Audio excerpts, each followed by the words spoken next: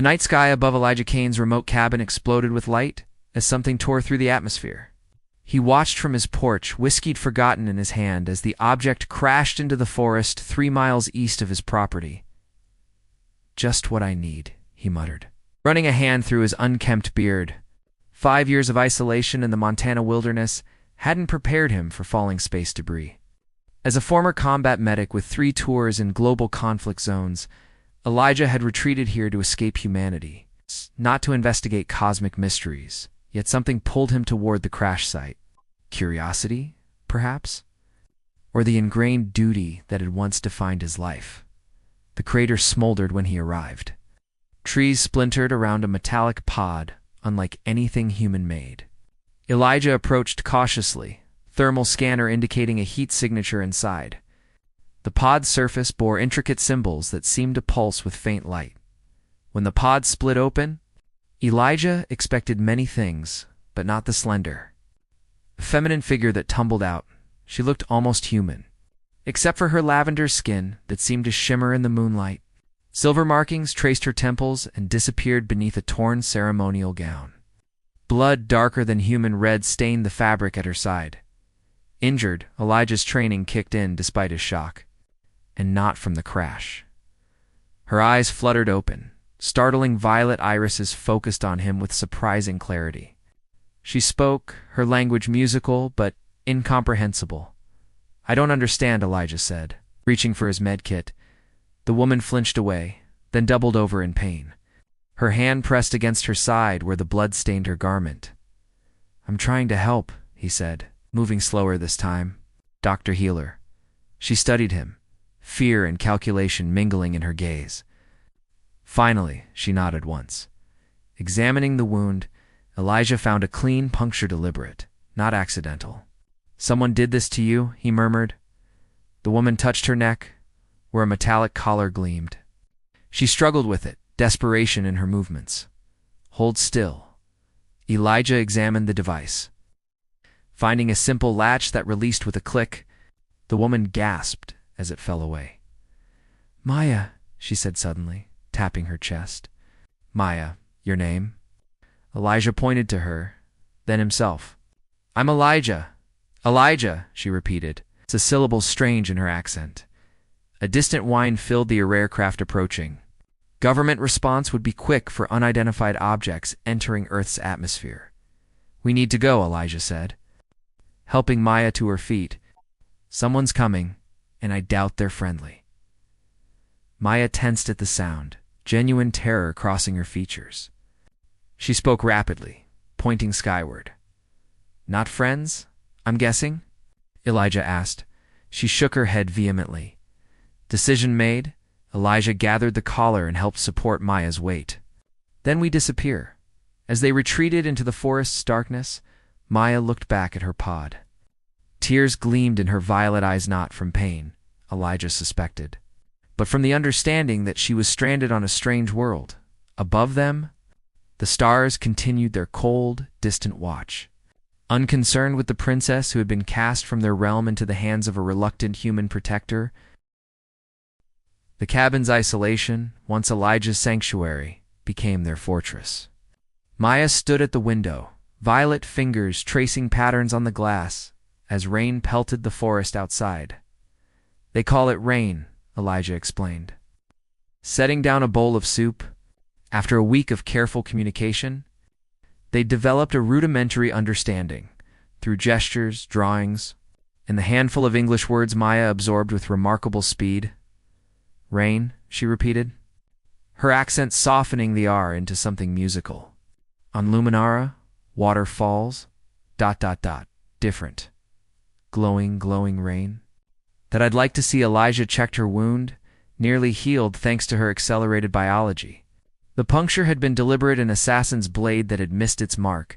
Maya touched her side gingerly. "Royal blood. They want ...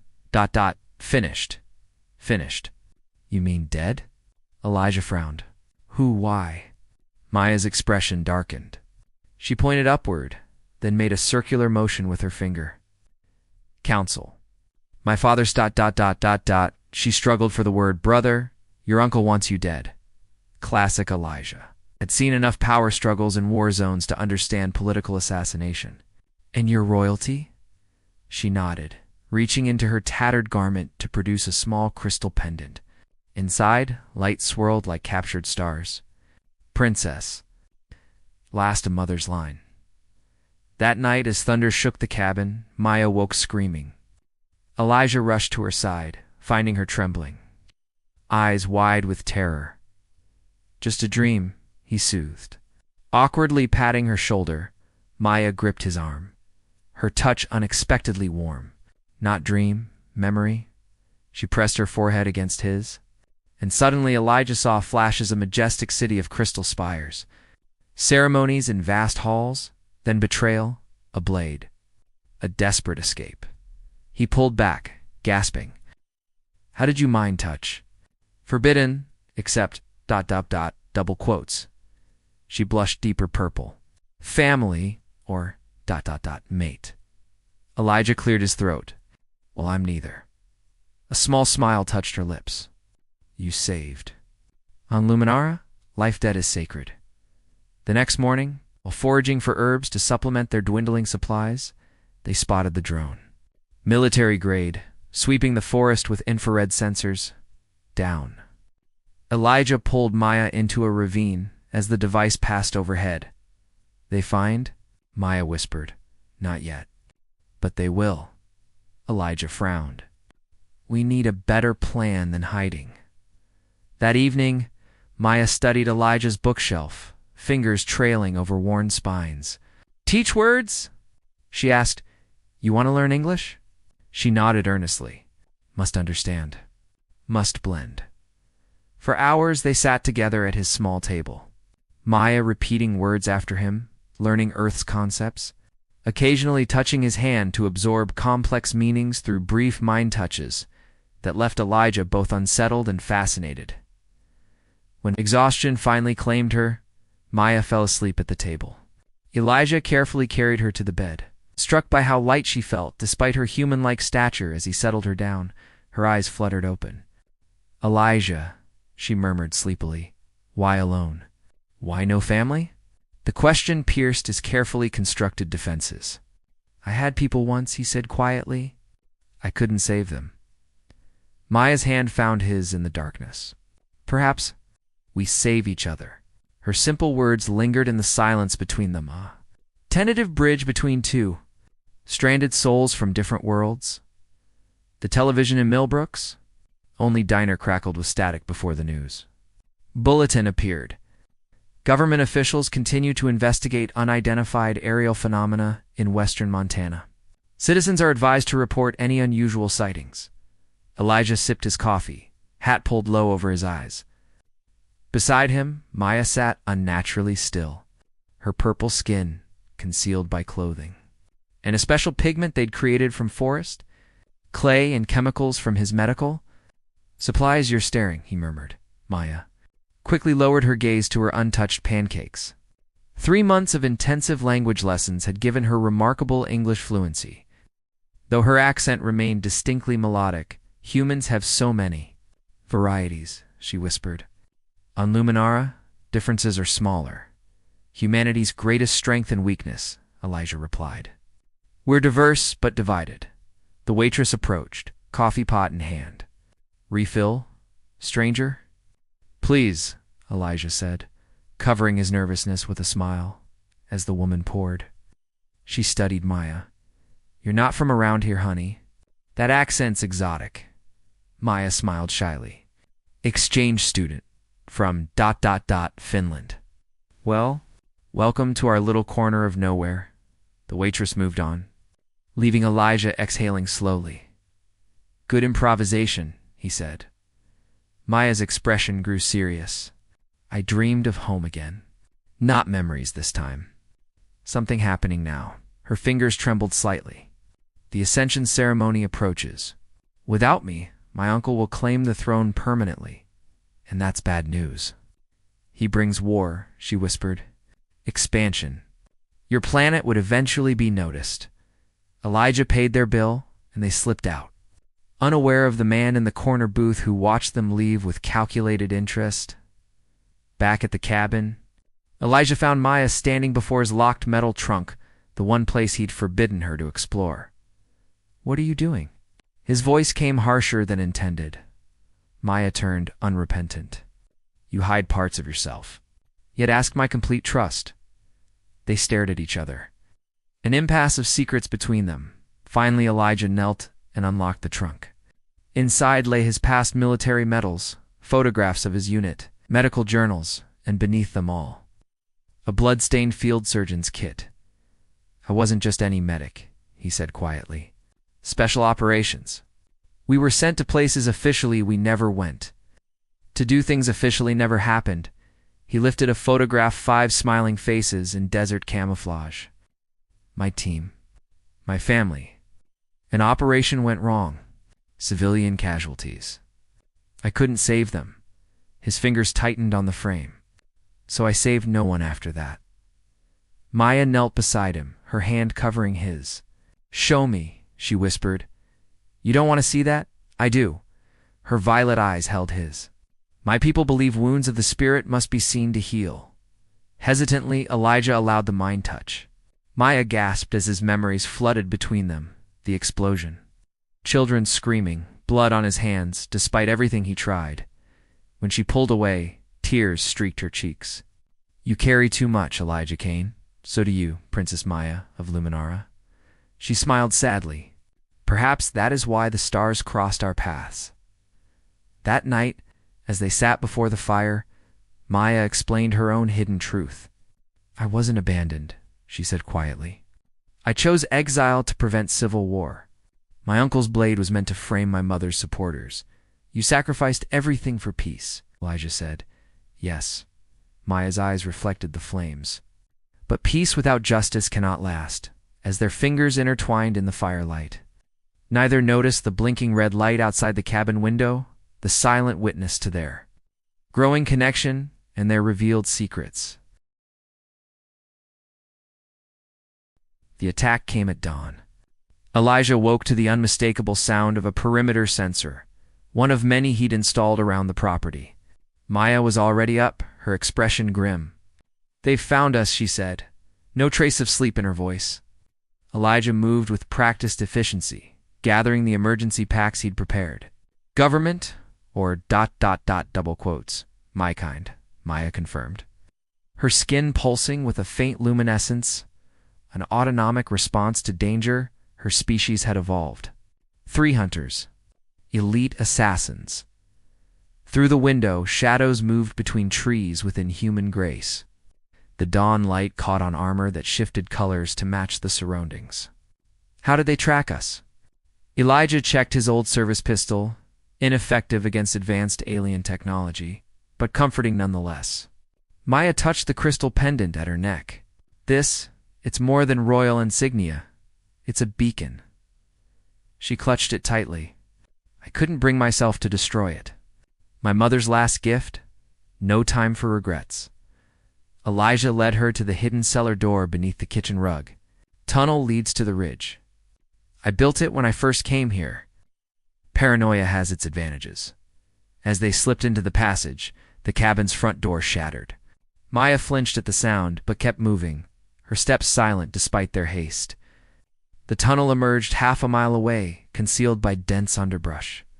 As they emerged, a shimmering figure blocked their path, 7 feet tall, face obscured by a reflective mask. "Princess Maya of House Luminara," the figure spoke in their native tongue. "Your exile ends today." Elijah didn't understand the words, but the intent was clear. He moved instinctively, years of combat training, overriding 5 years of self-imposed retirement. His body remembered what his mind had tried to forget. The hunter was fast and humanly so, but Elijah had fought in environments where hesitation meant death. He struck with precision, targeting joints and pressure points that might be vulnerable, even in an alien anatomy. Maya didn't flee as he'd expected. Instead, she circled behind the hunter, moving with a grace that spoke of royal combat training. "The royal house doesn't abandon its defenders," she called to Elijah. "Or its traditions." Together, they managed to overpower the hunter. Elijah secured the alien's weapons, a rifle-like device, and something resembling a ceremonial dagger. "The others will be coming," Maya warned, examining the weapons. "This gives us a chance." They fled through the forest. Heading for the abandoned mining tunnels Elijah had explored during his years of solitude, behind them, smoke rose from the direction of the cabin, his refuge destroyed. "I'm sorry," Maya said as they paused to catch their breath. "You're home, ... Just a place. Elijah surprised himself with the truth of it. Wasn't much of a home anyway. Maya studied him, something unspoken in her violet eyes. Impulsively, she leaned forward, pressing her lips to his. The kiss was brief but electric, sending warmth cascading through Elijah's body, despite the danger surrounding them. "What was that for?" he asked when she pulled away.